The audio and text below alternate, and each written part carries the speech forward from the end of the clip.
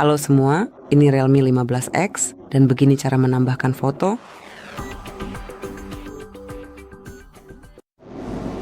Pertama-tama, mari buka aplikasi di layar telepon Anda. Sekarang ketuk ikon lainnya dan pilih kontak.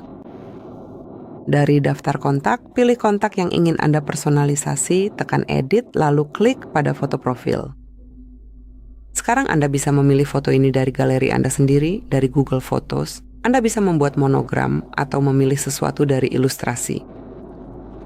Saya akan memilih sesuatu dari galeri saya. Lalu pilih gambar tersebut dan sesuaikan sesuai keinginan Anda. Anda bisa memutarnya, lalu tekan pilih dan ketuk simpan. Jadi itu saja. Seperti yang Anda lihat, foto sudah diterapkan. Terima kasih sudah menonton. Silakan subscribe channel kami dan beri jempol ke atas.